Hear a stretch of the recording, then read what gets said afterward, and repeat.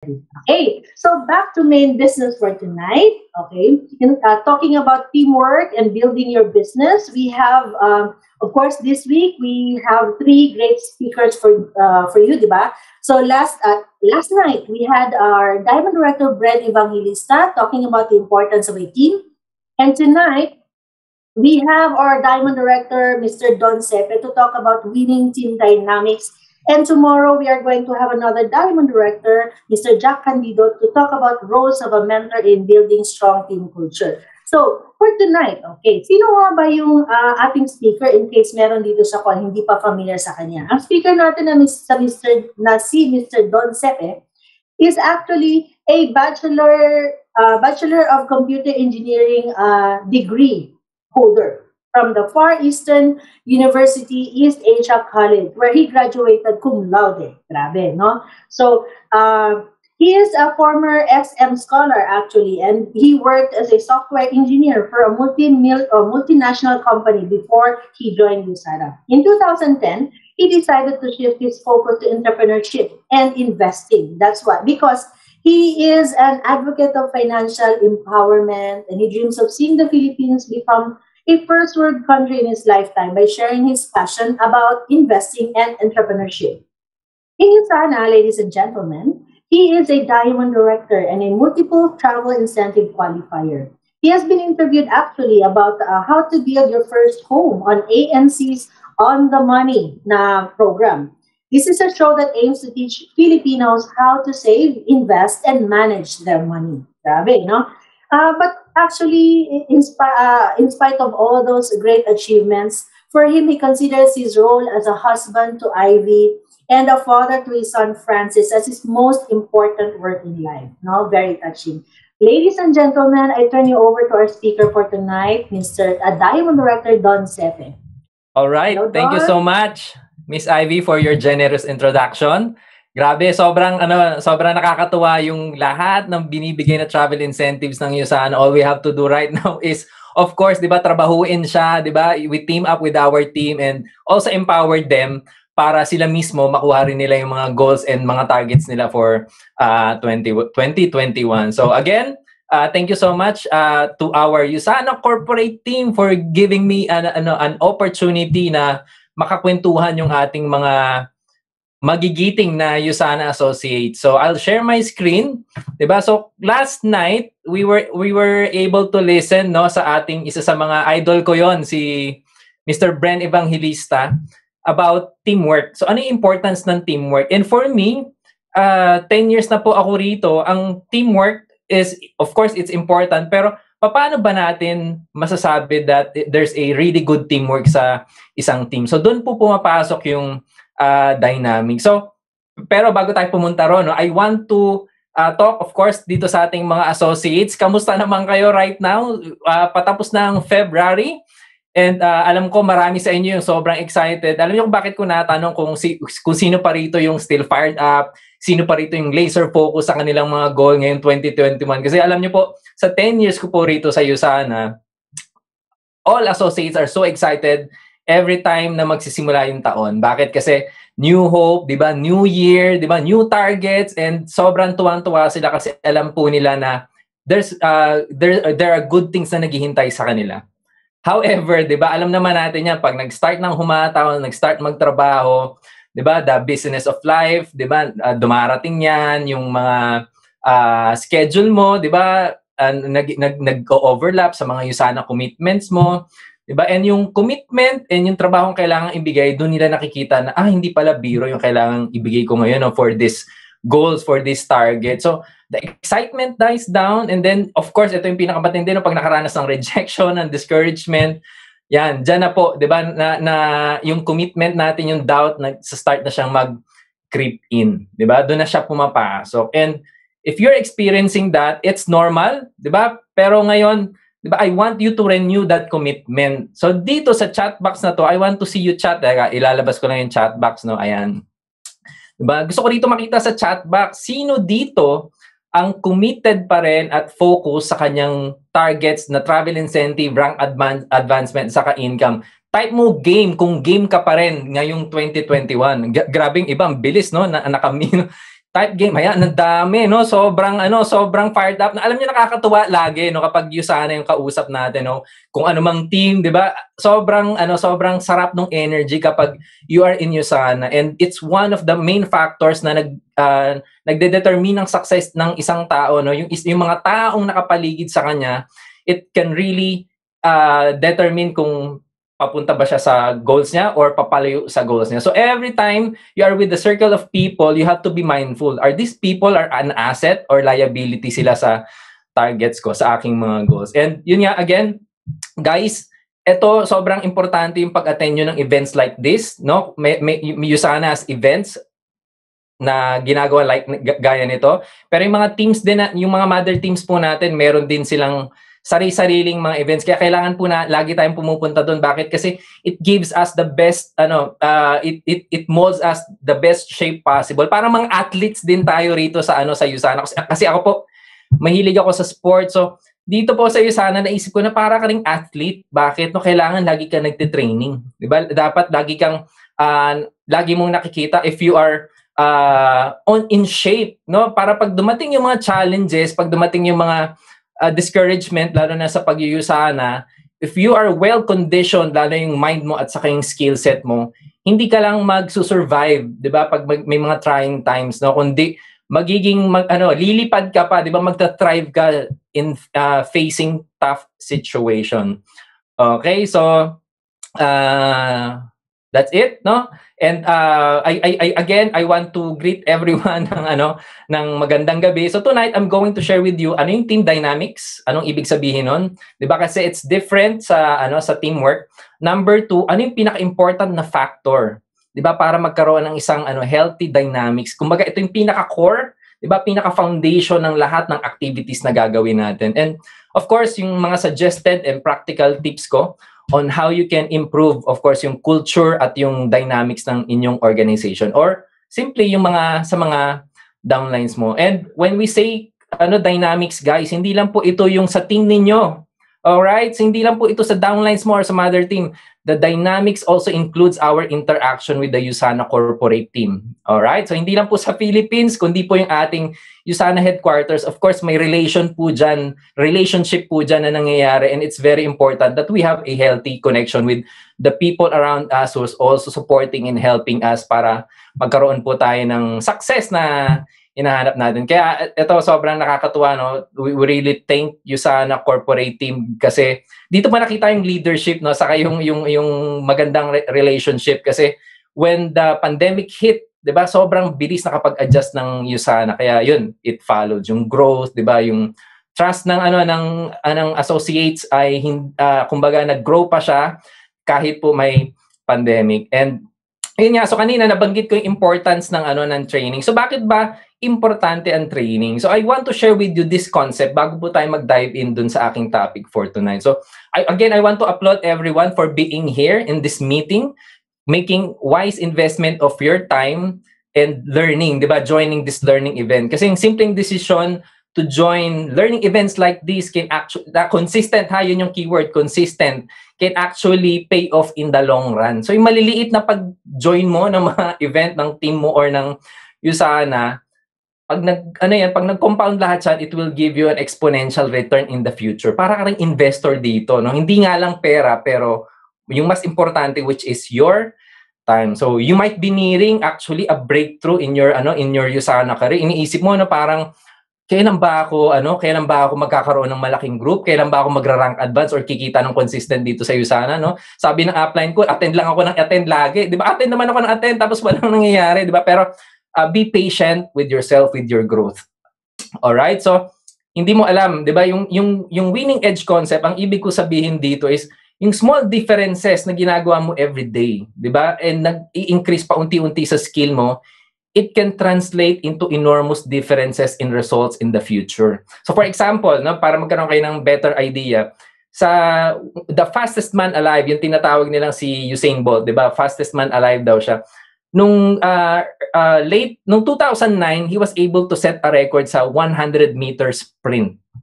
Okay, 100 meters lang, so mabilis lang natakbo yon. He was able to finish at 9.58 seconds. Ganon kabilis. Yun yung world record right now. It still stands.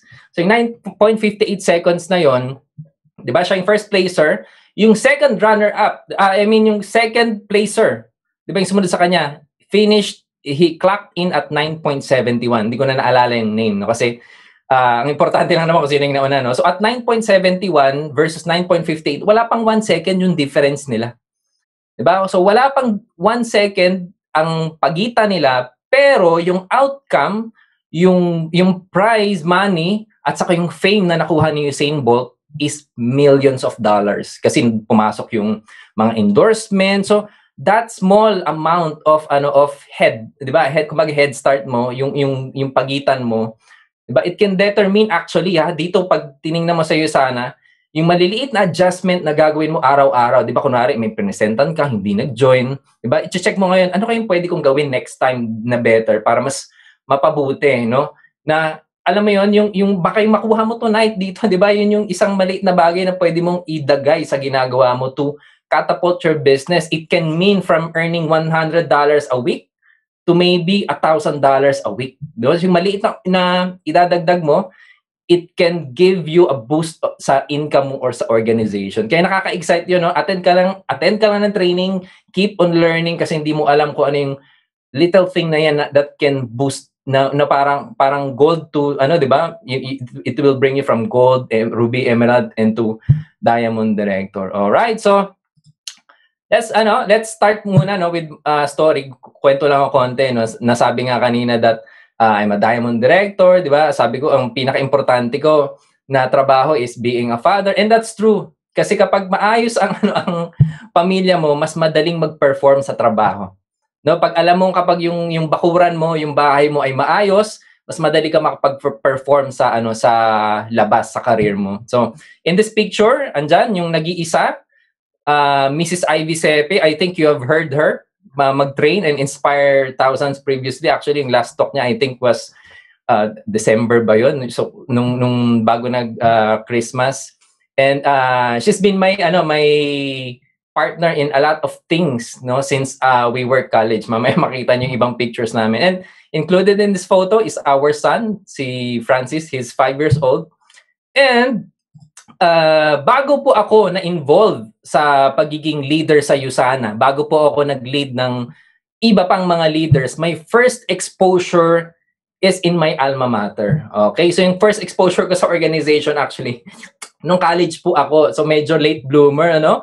And my school is in FEU. So meron bang mga taga-FEU dito? Type nga, FEU, kung merong graduate dito, nag-aral sa FEU. Ayan, so doon po ako naging officer ng isang organization which is computer engineering organization. So diyan po ako nagkunwaring leader kasi wala akong alam eh. So hindi ko po alam actually kung paano maging leader. So I have to learn everything here sa start, 'di ba? Yung mga training po ng FEU, they're beautiful trainings din naman. And I'm so thankful. So ito yung isa sa mga trainings na na-attenda namin. So this is sponsored by our school, 'di ba? May budget, 'di ba, para magpadala ng mga student leaders. So nakuha ko rito are priceless na mga ideas, 'di ba? Mga experience. Although I would admit na since bago pa lang ako, no, I was still learning. I thought na hindi ko pa nagawa yung best ko talaga noong mga panahon na 'yon. Diba kasi parang ini-immerse mo pa lang yung sarili mo, bago pa lang yung mga kasama mo, and yung time ko as an officer, 'di ba? I think na meron pa akong pwedeng gawin. Right? So nung time po na 'yon, 'di ba, since newbie po ako, sabi ko baka magkaroon ako ng another chance to be able to serve other people, to harness, 'di ba, yung aking leadership skill, yung aking pag-handle, pag-manage ng mga team na 'yan. So ito yung makita niyo, 'di ba, ano pa kami diyan, mga bagets, 'di ba? Mahiyain po ako, tama po 'yan. Nakita ko rito sa chat box si Coach Juliet, 'di ba, mahiyain sa kapayat. 'Di ba? So wag tayong maingay about diyan, no? Kasi baka merong mainis, 'di ba? So in my mind, I may get another chance, 'di ba? Pagka nagtrabaho po ako, 'di ba, after ko graduate, naghanap ako ng work, 'di ba? And thankfully, 'di ba, I was able to get a job as a software engineer. Right? So, yun nga lang, hindi ko ina-expect na hindi pala ako magkakaroon ng leadership role. Alright? So, ang naging status ko doon for 2 years, 'di ba, I was a normal na team member, 'di ba? So I was doing well naman, 'di ba? Never ako na late sa mga kailangang ipasa sa mga project. So I was able to get a job sa isang US company, no, nag-ooperate ng software development division nila dito sa Pilipinas. Alright, so yan lang lagi kong kausap.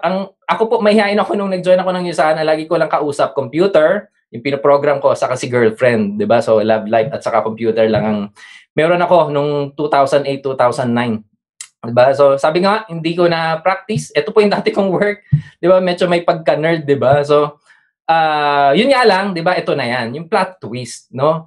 Nagkaroon ako ng opportunity to lead when an opportunity came into my way. So ano yung opportunity na yun? May biglang dumating sa buhay ko na binago yung track sa mind ko, as in na iba, na wala akong kaplano-planong gawin yung career na yon, pero 'di ba, sabi nga si Lord, meron siyang yung mga ibabato sa iyo na hindi mo yan expect, na kailangan mo pa rin mag-decide.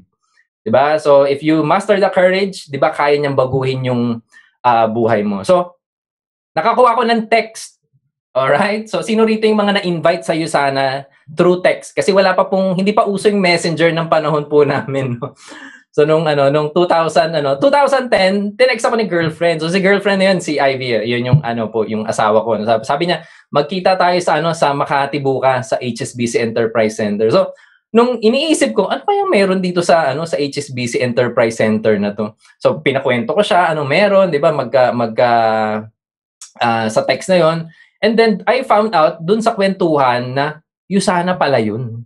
Okay? So naisip ko, USANA, 'di ba ito yung ini-invite tayo dati nung office mate ko? Tapos later on na presentan ka nga diyan, 'di ba, after ilang buwan. 'Di ba? So what made you decide ngayon na mag-join? Twice mo nang ni-reject yung idea na yan, yung business proposal na yan. So ang dami kong ang dami kong kontra, ang dami kong apprehension, 'di ba? And since ako yung lalaki, sa tingin nyo, sino yung nasunod? Sige, type nyo dyan. Sa tingin nyo, sino yung nasunod?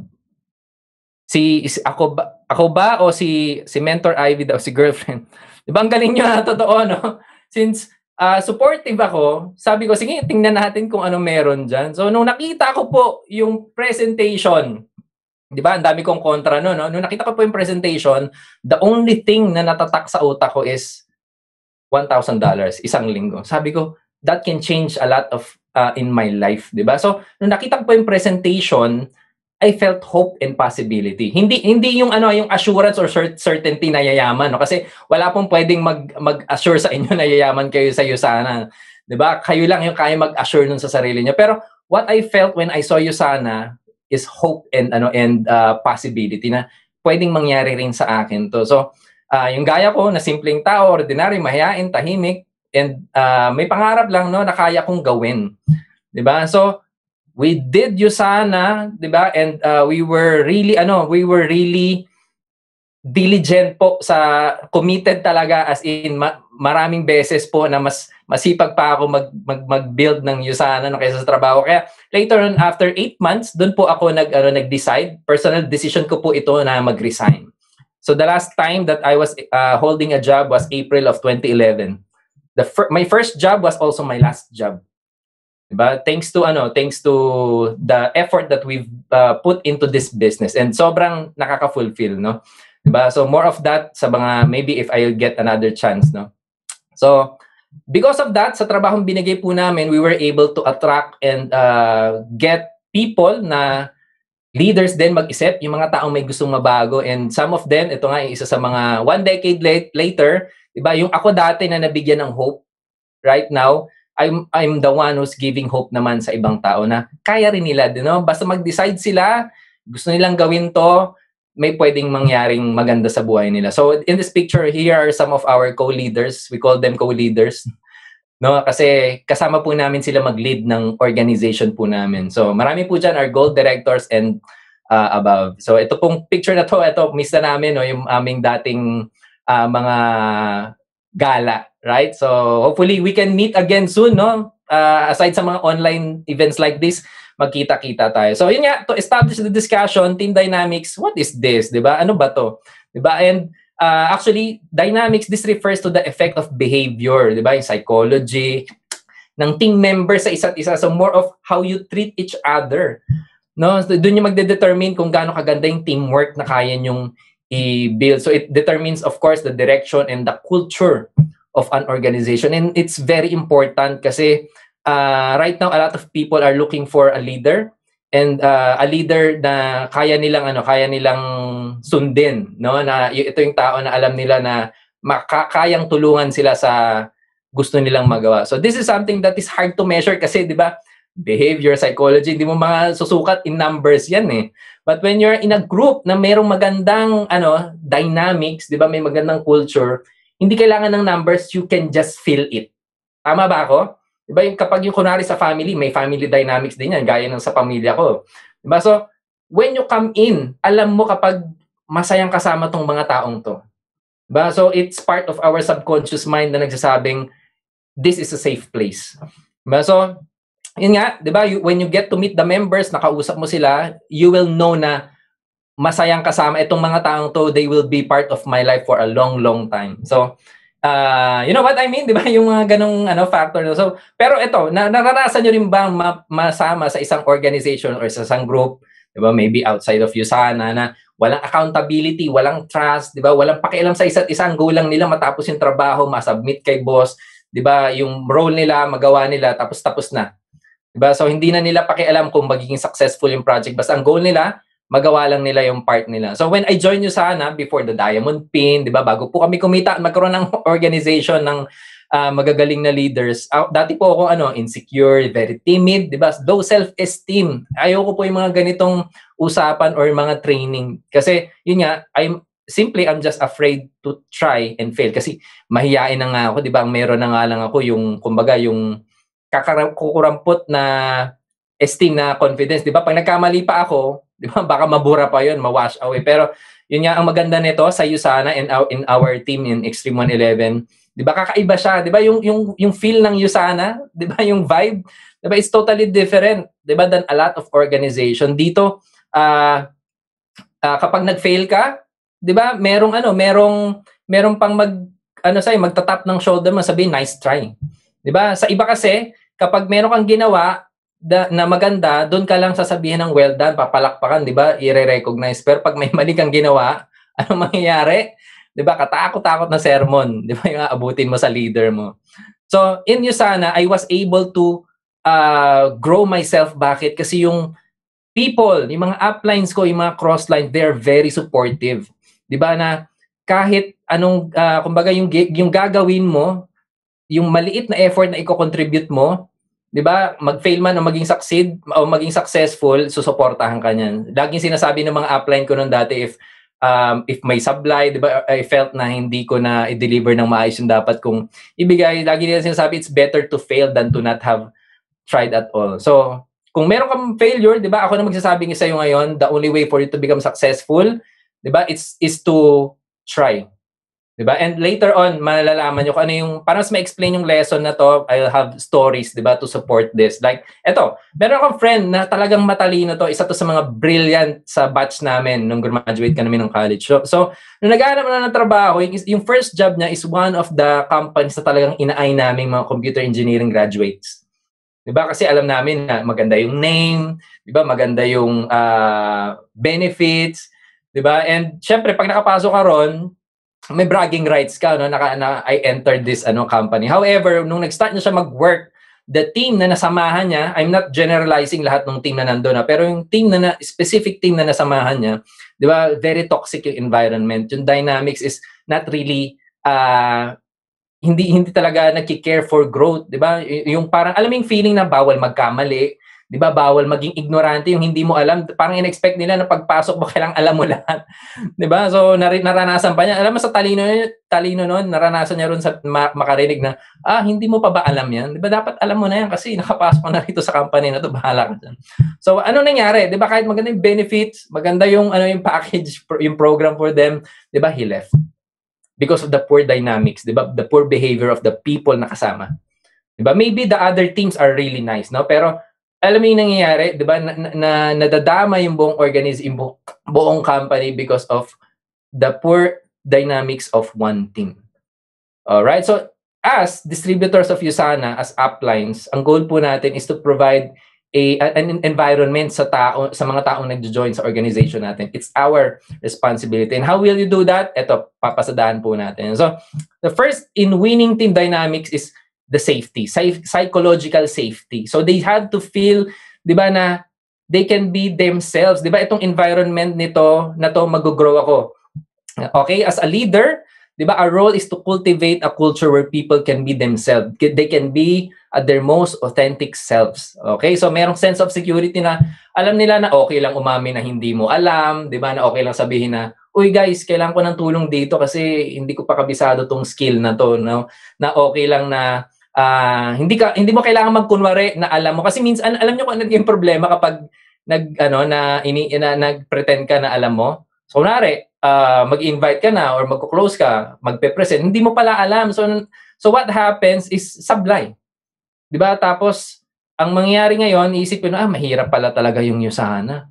'Di ba? Ang hirap gawin itong mga to, 'di ba? Yung mga rejection. Bakit kasi hindi natin alam dahil nagkunwari tayong alam natin. 'Di ba? Dahil dun sa environment, hindi mo maamin na hindi mo siya alam. So later on, 'di ba? Isipin mo lang, this is not for me. 'Di ba? Sabi nga ni Brent kahapon na sign na 'yan, 'di ba? Inisip mo sign na 'yan pag nahirapan ka, sign na 'yan. Pero it's just that hindi mo nagawa ng tama yung dapat mong gawin. Alright? Kasi pag alam mo yung tamang way kung paano gawin yung negosyo, 'di ba? Hindi siya dumadali, kumbaga nagiging mas efficient ka lang, nagiging mas effective ka. Okay? So we need a culture, lalo na po rito sa business na to, if you want to do this long term, na build a culture for our downlines, for future downlines, na okay lang umamin na hindi mo alam. Yung okay lang na mag-try ng ibang approach, no, na hindi kayo judge kahit mag-fail ka ng upline or ng crossline or ng downline mo. Kundi kapag nagkamali ka, 'di ba, sabihin, nice try, paano mo ba ginawa yan and how can we improve that? So again, with this topic, I want to share with you yung isang story ulit, 'di ba, ng Volkswagen. 'Di ba? So talking about safety. So several years ago, so alam ko po yung Volkswagen, 'di ba, this is a really good brand in Europe, 'di ba? Pero several years ago, nag-decide sila to build dominate the car market, 'di ba? Na malagay ulit sila sa top and make lots of money, no? May angat nila yung kanilang brand. However, ang kanilang way to do that was to create fuel efficient cars. Okay, yung talagang parang hybrid lang kung sumipsip ng gas. Very fuel efficient, pero kailangan mag-perform na parang sports car. So yun yung demand ng mga leaders, nung corporate leaders dun sa mga engineers. So yung mga engineers, kamot ulo, hindi nila alam kung paano gagawin yung mga na-assign sa project na to. They were really puzzled na paano kaya natin gagawin to? So hindi nila masabi na hindi nila alam kung paano gawin or imposible yan na kung paano gagawin yun. Kasi sila expert, sila yung engineers, no? Ang alam lang nung corporate leadership ng VW that time is kailangan nating umangat yung sales natin, no? So because they feared na kapag hindi nila nagawa yung task na yon, yung project na yon, mawawalan sila ng trabaho. So ito yung ginawa nila. So the unimaginable happened, 'di ba? These brilliant engineers, they're so smart, 'di ba? Kaso they collaborated to create a system to cheat yung emission testing. Kasi 'di ba yung mga cars, iti-test po yan ng mga environment organization kung papasabayan yung emission niyan, yung nilalabas niya na carbon dioxide or kung ano man ini-emit niyan is within the standards para ma-protect yung environment. So gumawa sila ng loophole ng system para ma-prove na compliant sila sa environment. So it was discovered by an independent organization then, and they lost $30 billion because of this scandal. 'Di ba? Bakit nagawa 'yun ng mga engineer? Kasi because of fear. Hindi nila maamin na hindi namin kaya 'to. Na imposible 'to.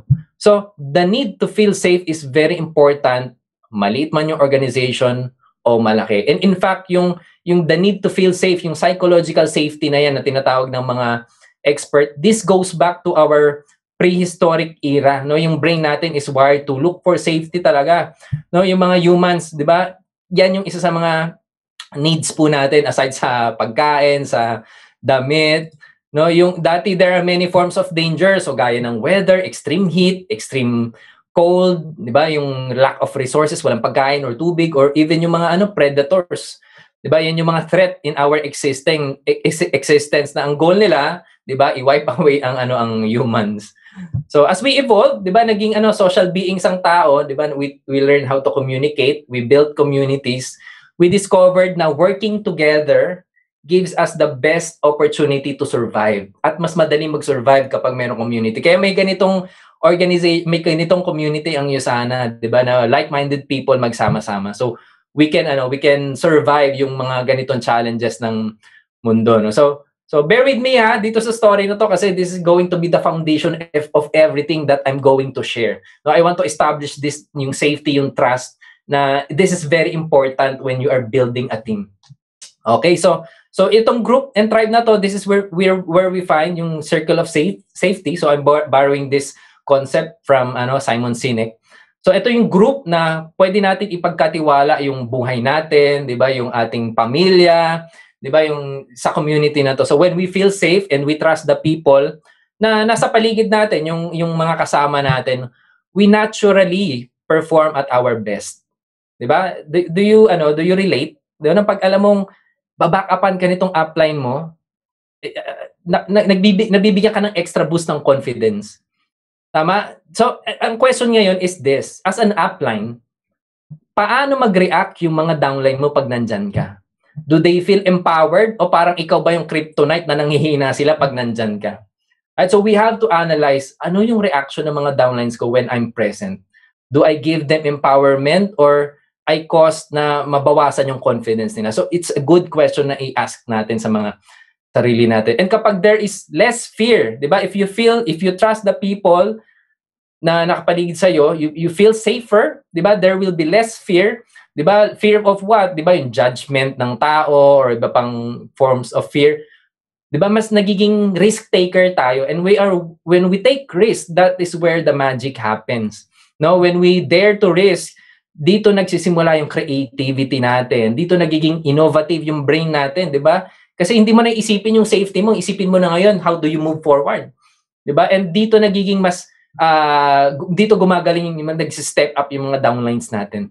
Okay, they can have an idea, yung next $1 million idea, no, na pwede maging pattern or theme ng mga iba pang Yusana distributors to become successful.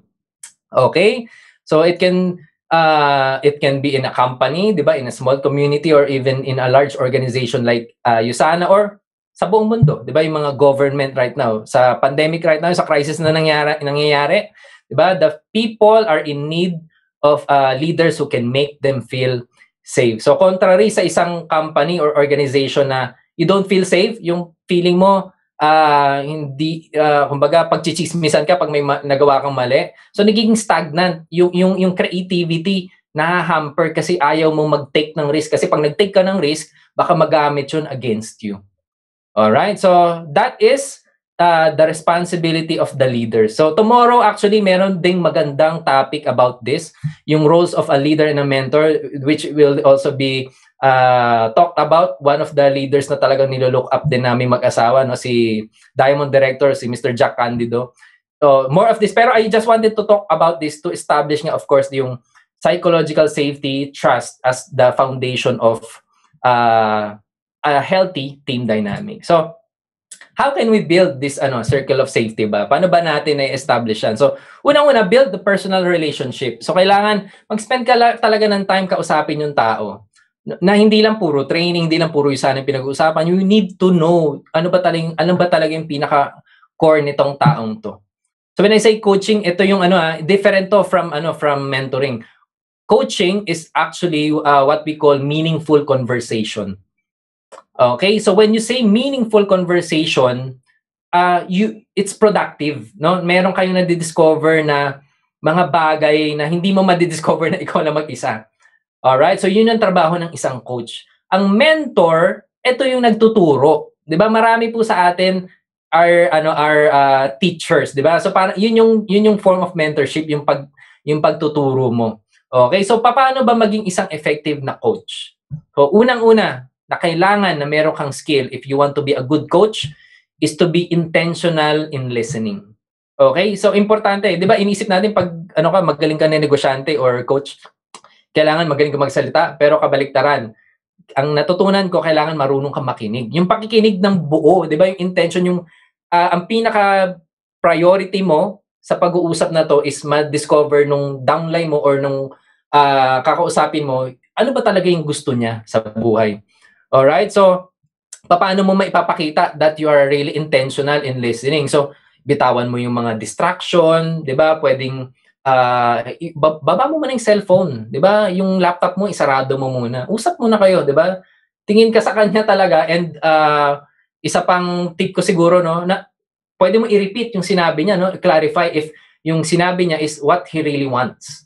No? So if you were able to establish that relationship, yung listening relationship na yan, yung trust, natural siya. Kasi mararamdaman niya na priority mo siya. So every time kaming mag-asawa, we sit down with a person, with a downline or crossline, una kong laging suot na hat, no? Yung thinking hat na una kong nilalagay sa akin is a coach. So pakikinggan ko muna siya. So after namin ma-explore kung ano yung state niya, kamusta siya sa moment na yon, 'di ba? And check kung paano siya mag-isip at yung nararamdaman niya. So after that, dun po ako nagbibigay ng tips, 'di ba? And yung mga pwede niyang gawin, 'di ba? Yun yung trabaho ko as the mentor. Pero again, 'di ba, building relationship is not a one-time thing. Akala mo, nag-Zoom meeting na kami, 'di ba? Or nag-meet kami.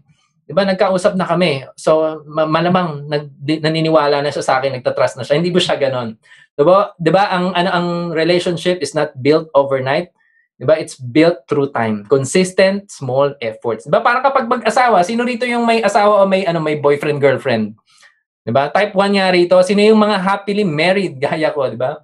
Diba? Alam nyo, ang relationship ng mag-asawa or mag-boyfriend, mag-girlfriend, diba? Lalong-lalo na yung kung lalaki ka, ang pogi points system ng mga babae sa ating mga lalaki, diba? Bawat gesture na gagawin mo, gift or pa-surprise, 1 point lang lagi yan. Ito matindi.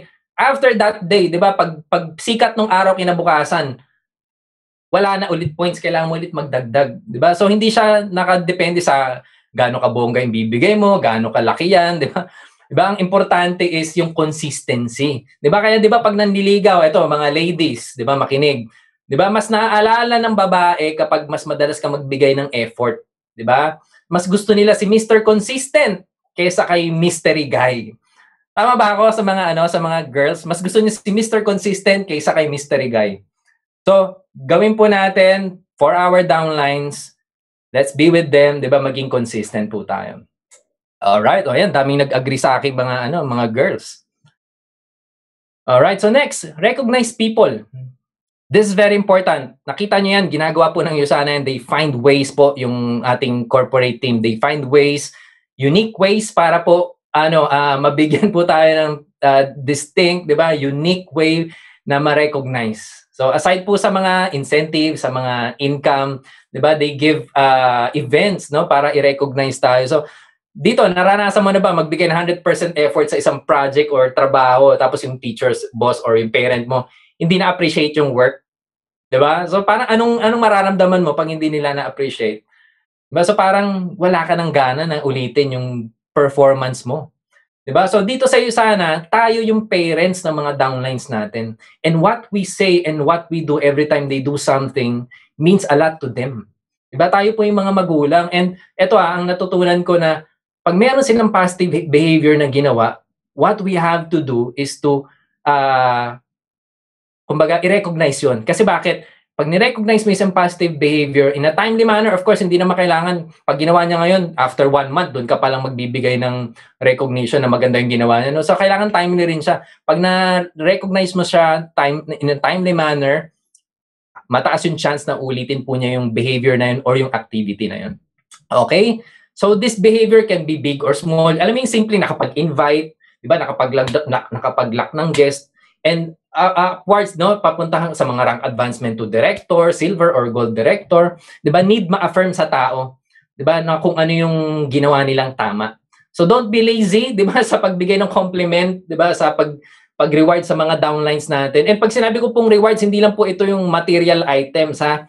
'Di ba? What I want you to reward most of all is yung behavior na pinakita ng tao, lalo na yung consistency and yung effort, yung hard work na ginawa nila. So, of course, appreciated ang material gift, pero mas malaking impact kasi tagos sa puso kapag affirmation and words mo as their upline yung binigay mo. So, sa group po namin, we also hold our own recognition pag may mga trainings po kami. Kunwari, may mga month end po kami ng mga training. So, ginagawa po namin yung recognition ng mga top performers, yung mga consistent magtrabaho. We even have nga itong yung parang kakaibang mga awards na yung parang pinaka-positive na tao, di ba? Sino yung pinaka-magaling mag-training? Kasi yung mga bagay na yun, di ba? Most of the time, hindi na siya nakikita ng upper management, pero tayo as upline yun po yung trabaho natin, diba? Paabutin sa kanila yung recognition. So in connection with that, yung behavior na rewarding behavior, yung behavior, good behavior. Kwento ko lang yung anak ko. So he's a 5-year-old na boy, and this year we started our homeschooling journey, and it's one of the best decisions, although I'm not recommending it to everyone. So kailangan siyang aralin. So alam niyo, since wala siyang classmate, di ba, wala siyang mapagkumparahan ng grades. Di ba? So what we constantly affirm is sa kanya is yung attention to practice, di ba, and mastery ng mga simple na mga bagay. Di ba? So for example, di ba, pag yung sa handwriting, pag bata ka, di ba, hindi pa ganun kaganda yung grip mo, yung pincer grip mo sa pencils. Di ba? So nagpa-practice siya nun magsulat, and then I think last week lang, he was able to write yung digit na number 4 at saka yung number 8 ng maganda. So maganda yung pagkakasulat niya sa number 4 kasi saka number 8 kasi nihirapan siya talagang isulat yun ng mga nakaraang months. And we're not pressuring him naman kasi 'di ba 5 years old pa lang. And alam niyo kung ano yung sabi nung anak namin? Nung nakita niya, sabi, "Uy, ang ganda ng pagsulat ko ng number 4 at number 8." 'Di ba? Sabi niya, ito lang sabi niya. Ang ganda ng pagsulat ko ng number 4 and number 8 kasi nagpa-practice ako magsulat. 'Di ba? So for me, 'di ba, as a father, parang I couldn't be prouder kasi nakita niya na ang result ng practice and hard work is a good result. 'Di ba? And yun yung gusto nating i-drill sa mga downlines natin.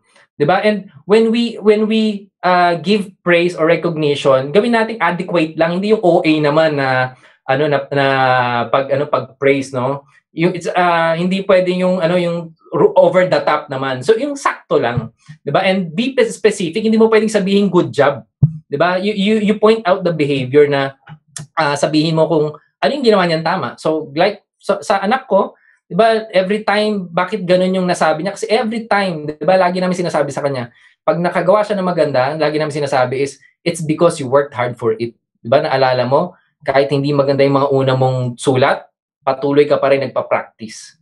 So kaya sa kanya, natural na sabihin na nagpa-practice kasi ako. So same thing po sa iyo sana. Ganun din, kailangan po natin mag-practice.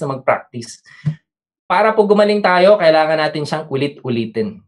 Okay, bakit? Kasi ito pong yung sana, the moment you encounter rejections and discouragement or narattle ka kasi may mga tanong yung guest mo, yung training mo, yun yung magbibigay sa'yo, kumbaga parang muscle memory na ito yung automatic na sagot. 'Di ba? Pag train ka, yun yung gagawin mo. So parang mga sundalo, 'di ba? Pag ang kwento ng mga soldiers, kapag nag-start na ang putukan, lahat ng training mo, yun yung magsasalba sa'yo. Kailangan mo sumunod sa mga training. Alright? Are you still learning? Can you type 5 kung natututo po kayo sa mga pinagsasabi ko ngayong gabing to. Hopefully, may magamit po kayo rito to boost your businesses this 2021 and onwards.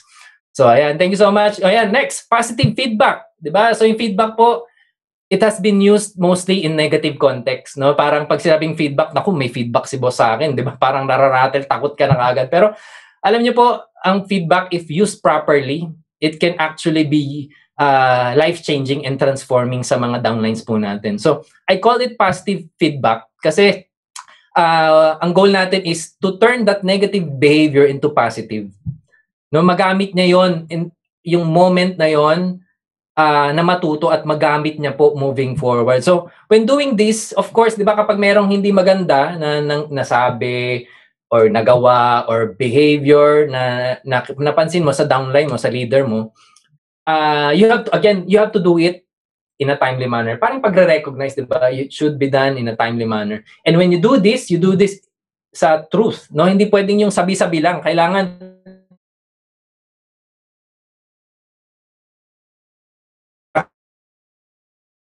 tanong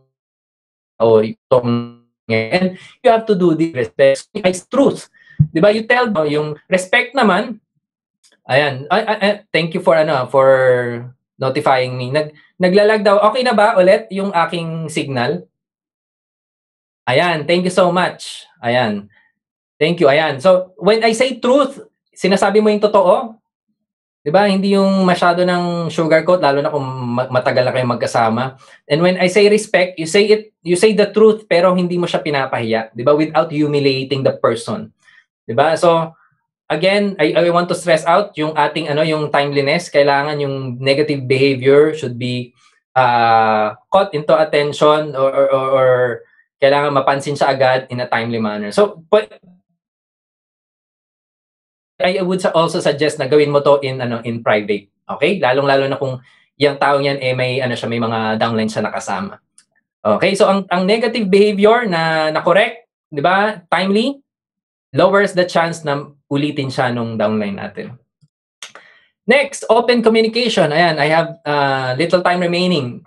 So, open communication, another important sa team dynamic, of course, sobrang importante. People who wants to feel safe, kailangan, if they feel safe, kaya po nilang magsalita.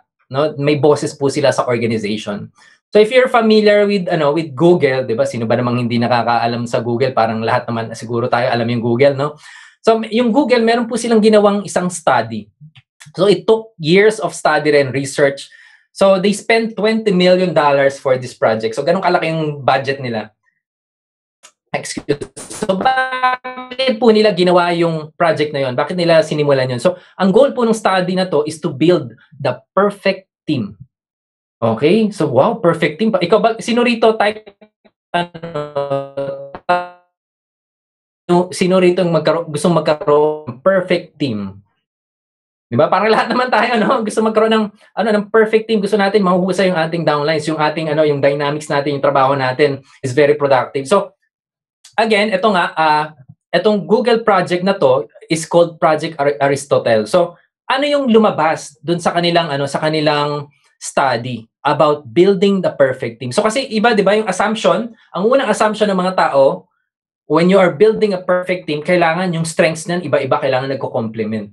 'Di ba? Or it should be a good mix ng introvert, extrovert, 'di ba? Tapos yung mga team building activities, yan yung mga pinaka-importante, no? Pero after po nilang mag-aral, galing na pong Google to, sila na po yung nag-analyze nito. Ang na-discover ng Google is that yung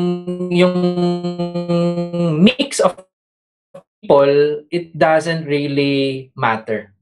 Okay? So ang pinaka-importante sa na-discover nila is yung open communication or yung tinatawag nilang conversational turn-taking. 'Di ba? Ano ibig sabihin nito? 'Di ba? Another term na naman, 'di ba? Sorry for that. Pero ang conversational turn-taking, ang ibig sabihin po nito is that people in the group, in the team, 'di ba? Whenever they are in a meeting, meron po silang roughly pantay ang oras ng pagsasalita. Okay? So they speak roughly at the same amount. 'Di ba? The time that the team na merong ganitong culture is more likely to succeed. But again, 'di ba, dapat pag meron nagsasalita, 'di ba, ka-partner niyan is yung makita niya yung mga kasama niya sa organization na nakikinig din.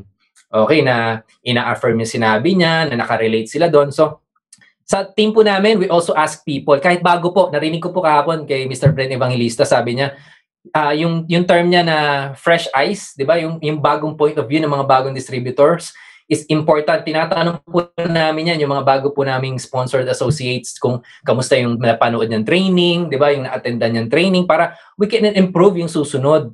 And mas maging appealing po siya sa mga home-based partners natin, no? Kasi, of course, meron silang point of view na it can be important din to grow our business.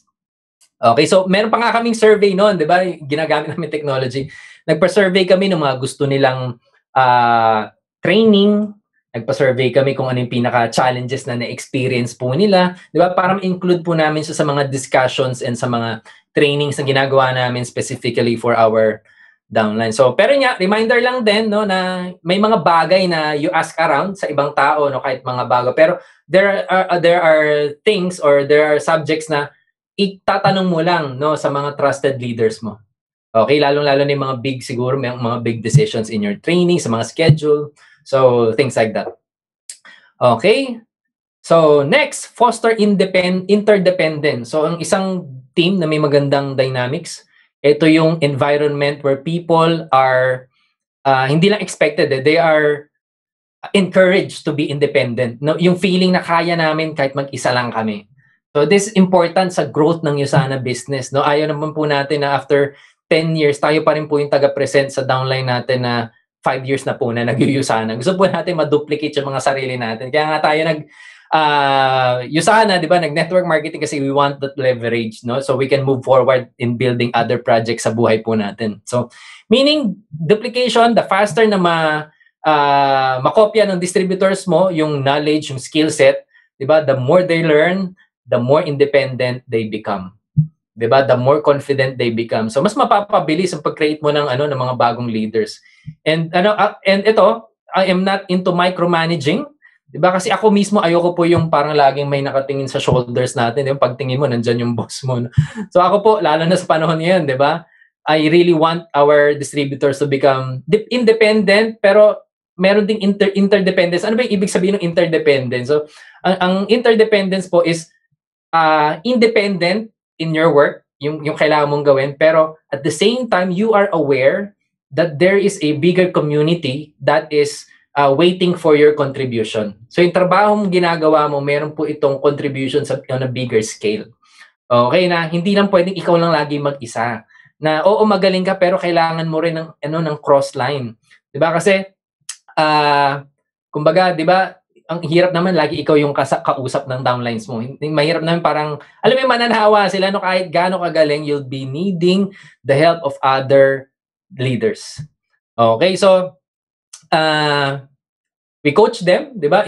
Para magkaroon ng improvement, 'di ba? Pag nahasa na nila 'yan, unti-unti po namin 'yan na binibigyan ng roles. 'Di ba? Unti-unti po namin 'yan binibigyan ng independence, no, na trabahuin niya. So, yung pag-setup ng mga auto order, 'di ba? Yung pag-shopping cart. So, we need to give them those basics, no, para magawa nila 'yon on their own. Kasi pag nagagawa nila 'yun, nagkakaroon sila ng confidence. Okay, so kaya in our team then we invite, 'di ba, yung mga kahit bago ka, mag-share ka, 'di ba, pag may mga workshop, may mga training, 'di ba, pinagsasalita po namin yung mga bago, 'di ba, kahit hindi pa mga gold directors kasi gusto namin gawin na nila yung mga dapat ginagawa ng isang gold director. Okay, so hindi yung mag-gold muna ako bago ko gawin yung ginagawa ng gold director yun, magpe-present, 'di ba, mag-i-invite, magko-closing. So kailangan ngayon pa lang, if you ang mindset natin, no, yung mga bago, if you want to become a gold director, kailangan aralin na natin, gawin na natin kung ano yung ginagawa ng isang gold director. So, syempre, pag binibigyan mo sila ng roles, ano yung nangyayari sa kanila? It informs them, it gives them the idea na nagtitiwala ka sa kanila. 'Di ba, na alam mo na kaya nila. And people, 'di ba, ano yan they fly, 'di ba? They rise to the level of your expectations. Okay, they rise to the level of your trust. So, trust mo yung mga downlines mo. Oh, magkakamali, pero it's okay, di ba? That's a small price to pay for a bigger return in the future. Okay, so another thing, ito, tip, no? Build up events. Gaya po nitong mga ganitong trainings. So, kung yung mga mother teams po ninyo, may mga trainings, build up mo na build up. Huwag yung lagi ikaw nagte-training. Okay, bakit? Kasi maganda may naririnig silang ibang input, di ba? Magkakaroon sila ng initiative, kunwari, pinakita mo na maganda yung training. So, pupunta yan, di ba? So, maririnig nila yung mga bagong inputs or maybe it's a new input pero delivered on a different way at mas nag-impact sa kanila and they take charge of their own business. Di ba? So, hindi ka na napahagod, di ba? Gumaling pa yung downline mo. So, alright. So, I think that would be the last. So, ngayon, I have shared with you some skills that you can apply on your teams. Diba? Pero ako, I also believe, no, yung skill set should be partnered by mindset, diba? By motivation. And for the last story, okay lang ba magkwento pa ako ng one last story no bago tayo maghiwa-hiwalay? Diba? So, I just recently finished a biography of Lance Armstrong. I know he's very controversial, the name, no, kasi because of the doping incidents. Pero doon po ako nagkaroon ng overview ng ano yung pinagdadaanan ng mga cyclists sa Tour de France. So alam niyo po yung Tour de France, this is a cycling event. This is the most prestigious, pero at the same time, this is the most brutal sporting event in the whole world. Bakit ko nasabing brutal? Kasi alam niyo po ba, for 23 days, ang gagawin lang ng mga athletes na to is mag-bike ng mag-bike. Gaano kahaba? Yung 23 days na yon, gaano kahaba yung mako-cover nila? More than 3,000 kilometers. Diba? So, yun yung mga naaral ko sa book na yun. So, the tour is composed ng mga flat terrains, 'di ba? Yung mga time trial, yung pabilisan lang yon, or yung matitindi na akyatin sa mga bundok, yun yung doon siniseparate yung mga strong bikers, mga cyclists sa mga baguhan, sa mga amateur. So, yun nga, it lasts 23 days, 3,000 kilometers, and even the most seasoned nahihirapan po sa mga event na to. This is where the dynamics ng grupo nila dito pumapasok. It comes into play. Dynamics and teamwork. So, paano yan? Sa Tour de France, di ba? Or Le Tour, di ba? So, in French, siguro yan. So, there is a technique called drafting. So, itong makikita nyo po, nakapila sila, no? Ano yung ginagawa nila dyan?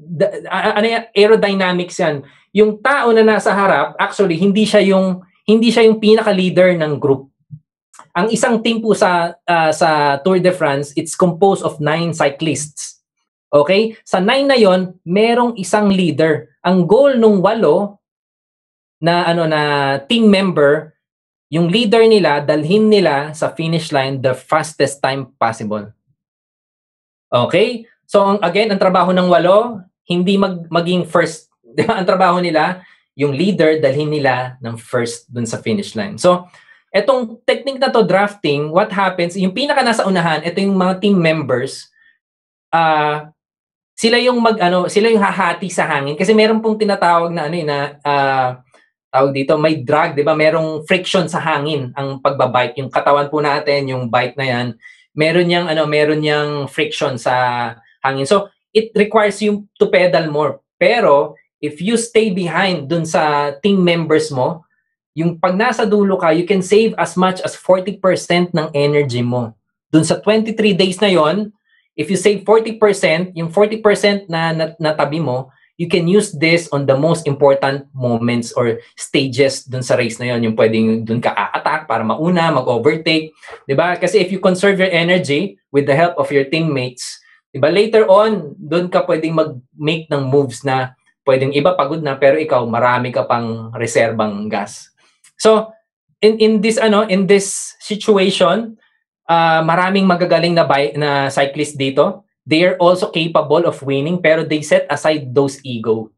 Yung egos nila, yung personal agendas nila, yung kanilang mga challenges, 'di ba? Personally, they set it aside to make sure that the team gets its goal, which is to win Tour de France, the most prestigious cycling event. So, 'di ba, biruin mo, you train as hard as the leader, 'di ba? Yung kung paano siya mag-sacrifice, yung training, 'di ba, yung mga pinagdaanan po ninyo na malamig, 'di ba? Bike, maulan, bike, 'di ba? Na aksidente, bike pa rin.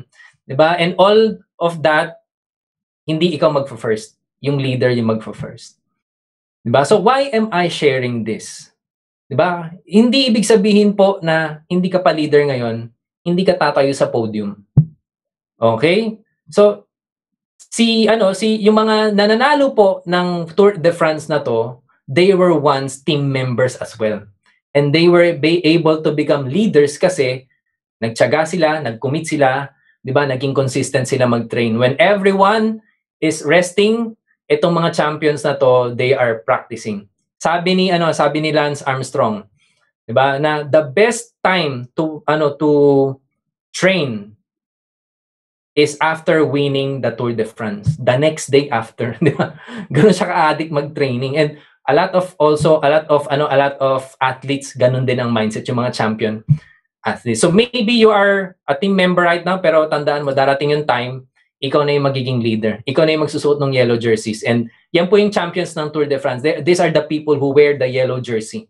Okay, ito yung mga leaders. And maybe ikaw yung blue right now. Di ba? Pero darating yung time when you become a better leader, you'll become your own mentor.